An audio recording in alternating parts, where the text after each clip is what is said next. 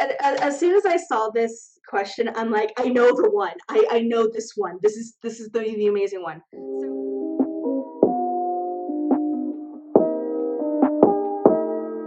Hey everybody, and welcome back to my channel. And today we're going to be doing something a little bit different, which is more on the Authortube end, because I got tagged for a tag, which was kind of fun. I got tagged to do the oh my god, and I am unprepared. Authortube self-appreciation tag. And yeah, so there are seven questions and 7.5. I'll say 7.5 because the 8th one is a tag but with a twist. Yeah, notes. I can't do these without notes. I'm sorry. I'm terrible. Number 1. What are you best at in your writing life? I think that I'm best at editing, which is kind of a weird thing to say. I used to hate editing, and now it is one of my prides and joys in life. I love going through shit that I've already written and pick out nitty little, gritty details. Does that comma go here? Should I use an exclamation point? I think that just naturally that I've always been really good at is dialogue. I've literally nobody has ever said anything about my dialogue ever, so I feel like perhaps that's more of my natural strength, is just having people talk to each other and having them sound like different people, and instead of being confused about who's talking without the speech tags and such. So I think those are my strengths. Number 2, what is your favorite scene in your current work in progress or WIP, and why are you proud of it? As a side note, if you'd like to read a part of a scene during the tag, go for it. So I have several work in progresses.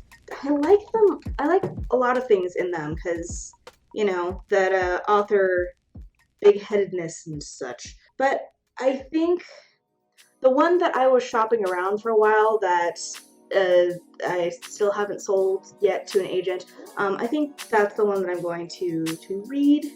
Here we go. The sun was rising, a brilliant red slowly hoisting itself through the dark grays and blues of the night sky. Algar leaned against the wall of glass, sipping what little remained of his coffee and staring out over the city. In his opinion, there was no better view in Kadan than from his suite in Stonehaven. Jarrus and kings could keep their taller towers. Algar had something more pleasurable than bragging rights. Kadan had been subject to unseasonal winter rains, and so the world was blanketed in clouds that would dissipate before long. The rays deepened to crimson, seeping into the mists of the streets and the soft rolls of the sky. It brought a smirk to Algar's lips. Some cultures saw red as a lucky color, others as a warning. He had grown up knowing red as a fiery color of passion, which could just as quickly turn to anger as to love. While he didn't give the Mycrotian symbols any more credence than he did others, it seemed an appropriate blessing over Kadan. The unpredictability of the city was what drew so many to work there, to try to leave their mark and live the dream. Few ever did, but that never stopped people from trying. I can't read. I will never ever do a public reading of any of my works because even though I know that intro so well, I can't read out loud for crap. So that is from a series that I've been working on. It's the first chapter after the prologue called Sha'an and Serum, which is a future fantasy, if I can call it that.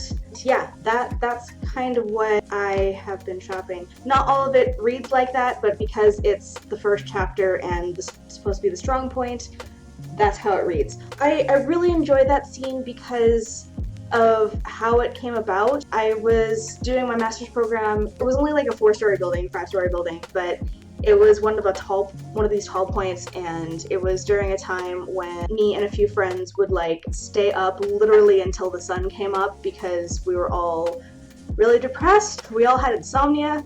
So yeah, we would just sort of stay up in my room and smoke and talk and listen to music, and I used to have my window just wide open and we could watch the sunrise, and then we'd be like, all right, we've been up for a day and a half, so we should probably go to bed. Yeah, it was this sort of epiphany moment. I know how to finally open my book and also how to end it because the sunrise was really impactful and beautiful, and that sounds really cheesy now that I say it out loud. Oh god, I'm one of those people. Anyway, but no, it really was this weird spiritual moment that I had while sleep deprived and depressed. So that happened. I also have a couple other like favorite moments that I have in other whips that I have, but I'm not ready to share that one just yet. Just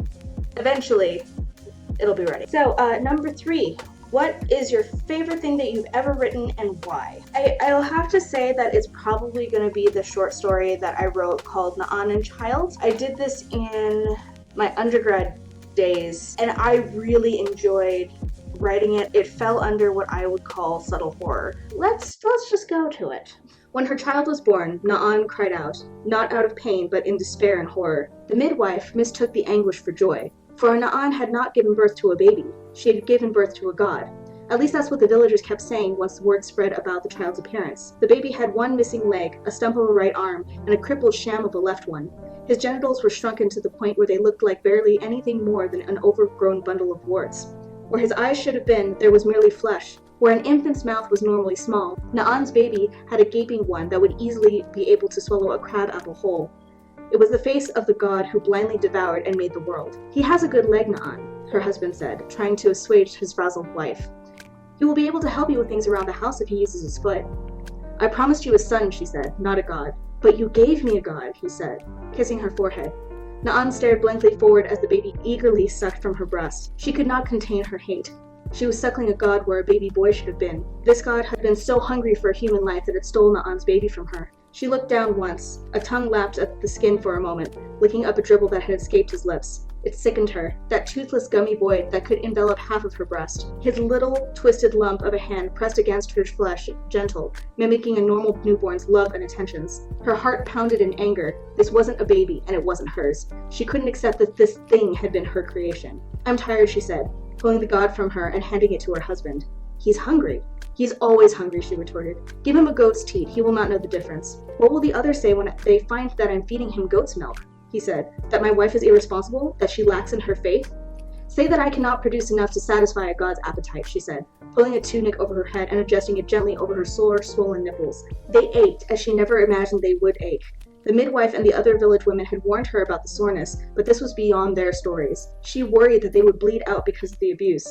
Na'an blamed that big, awful mouth of his. Her husband cradled the crying baby and took it from the shack. Na'an felt no guilt, no shame. What was she to do with a god, a crippled god no less? What did this god think that he could offer that a normal son could not? So obviously this is not what we consider to be like a modern view of crippled, of deformity, of, various many things that this child probably is. But at the same time, it's wrapped up in faith and love and motherhood and the expectation that we have of our children. Eventually this story goes on that she and her family are doing quite well because villagers and people from the outside are coming to visit her and give them money and food and cloth, giving them wealth because they think that this child is a god, but she can't handle it. She doesn't want to be the Madonna. She doesn't want to just be the mother of a god and sit there and care for this thing that she doesn't love, and she's not working. She'd rather work. And eventually she's convinced that this isn't actually a god, but it's a demon that's been born to torture her. So she goes out in the middle of the night and she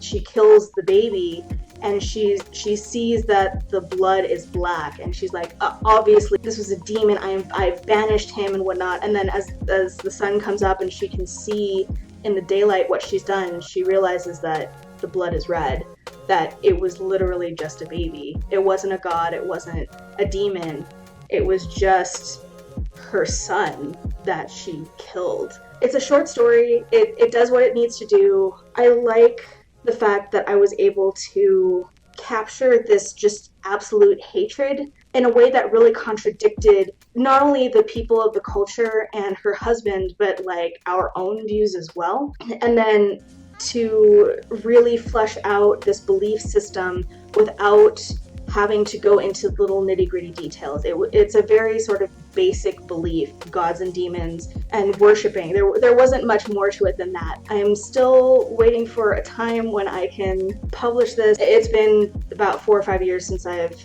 really taken a look at it, maybe polished it up a little bit more. But yeah, that's probably my favorite thing that I've ever written. Number 4, what is your ultimate dream for your writing future? The starry-eyed wonder, like, maybe one day this will happen, is to make a really good living off of my writing.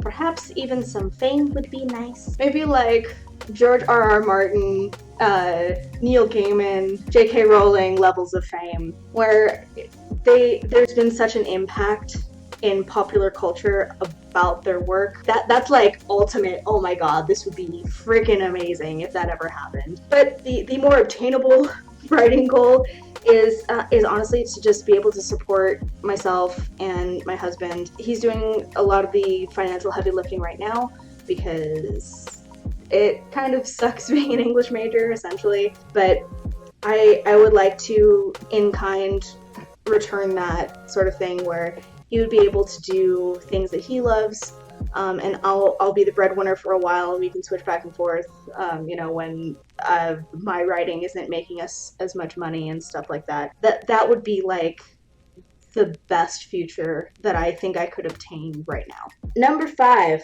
name a time when you stepped outside of your comfort zone and tell us why. Part of my undergrad course was that I had to take poetry units. I'm not a poet. I don't like words in that way. I don't like limiting myself in that way. I don't have a good ear for rhyme and various different types of rhythm. I'm stuck kind of in my mode, and poetry ends up feeling real clunky, and it feels really trite, and it feels really, I don't know, pretentious in a way. And perhaps that's just because in the academic sphere, it really kind of is. And, poetry can be more freeform. It can be much more expressive than prose. And it does it in a very succinct amount of time. But I have a lot to say, and I want to be able to get a point across and be able to take my time about it, essentially. So poetry is not my thing. I've had to. I don't like it. I really appreciate people who love poetry, who can do it. Infinitely jealous that you're able to get that, or you have that ability. I just don't. The other time that I stepped outside my comfort zone was when I actually wrote and self-published a romance. We all know how I feel about romances. It's not my genre. I didn't really read it before. I bought a crap ton of romance books, devoured them all, and I'm like, oh my god, I understand the tropes. Took notes, check mark, check mark, check mark, and I wrote a book in 2 months, 3 months. Like, I wrote a 3-star book in 3 months. Because it did get a couple of purchases, it did get a couple of reviews. I've since taken it off Amazon because screw that. It was so bad. But it was like, it didn't try to reinvent the wheel. It did everything that a romance book does. And I felt dirty, like writing it and publishing it. This isn't me. I think that if I really wanted to make money, I could be a romance writer. For me, they're rather easy to write. I just don't feel good doing it. I feel like I'm cheating in some way. Like, I'm not fulfilling my full potential, and these aren't new or interesting ideas to me. So yeah, it was mostly for money because I was getting out of uni, like my undergrad, and I thought I needed to find a way to quickly make cash, and romance was the way to do it. And this is not to say that I think that romance writers are cheating or they don't write well or anything. It was just the way that I did it, and that's not the type of writer I wanted to be. I just couldn't do it. It felt wrong for me. That's really what it was. All right, number 6. Share a positive writing memory. As soon as I saw this question, I'm like, I know the one. I know this one. This is the amazing one.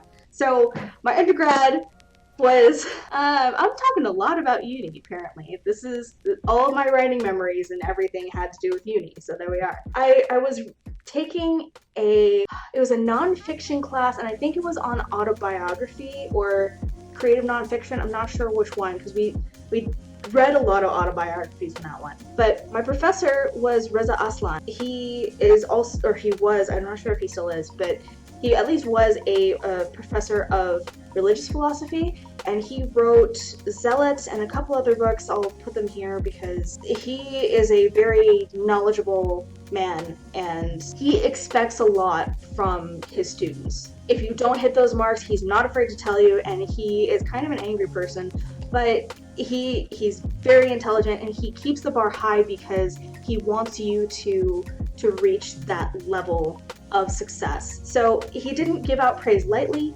He critiqued very reasonably and fairly, but also kind of harsh. When I turned in my story, it was a short story about my grandmother, actually, my Japanese grandmother. Like, I was really proud of it, but I also wasn't sure because, first off, my professor was going to be really, really harsh on me. And second, I sat there and wrote it in 4 hours. He essentially sat there and said, there's like one thing that I think I need to critique on. It's this one. I think we should have had a little bit more in the scene, but I think this is a publishable piece of work.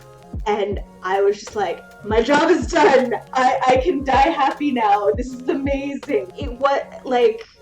Yeah, I was so happy that he said that this could be published. Like, he would publish this short story in a collection or by itself. Like, I was so proud of myself. I was so happy. Totally took his suggestion and fleshed out one of the scenes a little bit more. So I got an A. I was so happy. I'm still happy. I think it's really because he didn't give praise out just like gold stars. Like, you really had to earn that praise, and I did. And actually that's become sort of the groundwork for one of my short story collections, perhaps, that I will write one day. And it will be a creative nonfiction piece about my family and the stories that we don't necessarily tell. Number 7, which is a long one, so here we go. If you have a finished product already, read us one of your best reviews. If you don't have a finished product out, then read something positive written by a critique partner or a beta reader. So I don't have anything published that I would care to share because all of my reviews were deleted. I do have a writing group that I run. We do critiques. So it's feedback. It's chapters 1 through 4. She says, I really miss this world. It's so good to be back here. When I last read your story, it started with Vega, so lots of new things. I really love it so far, and I really like this new beginning. It reads well. I thought the beginning was incredibly gripping. I really like the first chapter as an introduction to the story. As always, your choice of names is unparalleled. Loved Goss's intro and description. Same with Opry, such a unique being, completely into her. Really like the representation of the 3 worlds, the deep dark microtia and the surface. I love the literal layers of the story. Really love the prose. It's not overly simple, but not too complex either. Everything is carefully constructed, but doesn't feel forced at any time. So far, I like how you present this world. You give the necessary information without giving away too much. I don't feel like there were any info dumps. The story moves forward nicely and naturally. The plethora of characters is awesome, at least so far. They're also different, interesting, and complex. At times, it was a little difficult to understand certain things about this new world, or should I say about the storyline or plot. I guess that's just because it's the beginning. Apparently I have difficulty with plot, which is kind of weird with this story. Think Game of Thrones level of plot or lack thereof. So, yeah, there we go. Yeah, I really appreciate Veronica. By the way, she's just come out with her middle grade story, so if you want to go find The Word Keeper, it's out. She's amazing. I guess this will go into our number 8, which is shout out 3 of your favorite creators on YouTube and tell us why you love them. I don't know enough y'all writers, so this is going to be kind of interesting. But first off, let's shout out Veronica because she's amazing and sweet, and I met her in university. So she's just come out with her middle grade story, which you can find on Amazon, I believe. When we were in university, I got to see like the beginnings of this world, and her writing is just light and magical and awesome. I have a copy that I'm going to read later this month because I've dedicated June to all of my ARC reads and indie published books. So she definitely falls under that. And I want to do like a full review of her story later. So please go support her. I love her. I love her writing. Do the thing. The next one is an actual YouTuber. Tebuggy. I think that's how you say that. I'm so sorry. That we sort of ran into each other, and I think that she is just so upbeat and positive, and talks about her writing very thoughtfully, and tries different things. Isn't afraid to sort of break out of comfort zones and different writing styles. Just an amazing person all around. Go watch videos, fall in love. And the last person that I'm going to tag is Rachel Marie, Book Junkie, who's more on the booktube end of things than the writing end of things, but I also believe that she is a writer as well. She doesn't talk about it a whole lot, but I did want to tag her, so maybe she'll talk about it a little bit more. I don't know.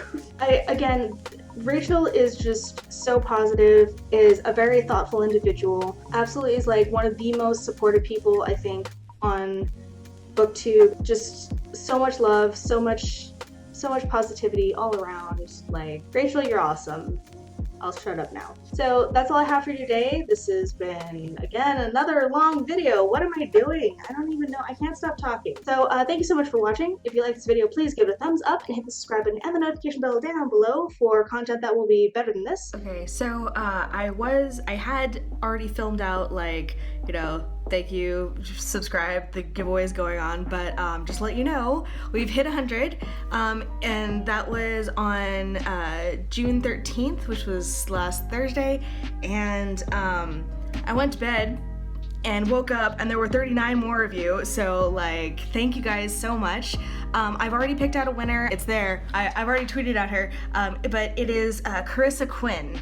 And how I did that was just, I wrote everyone's name down, like, it's this huge list. And I put in a random number generator. It was number 28. So Carissa, you are the winner. Please contact me, DM me, just let me know what book you'd like to receive, and I'm really excited.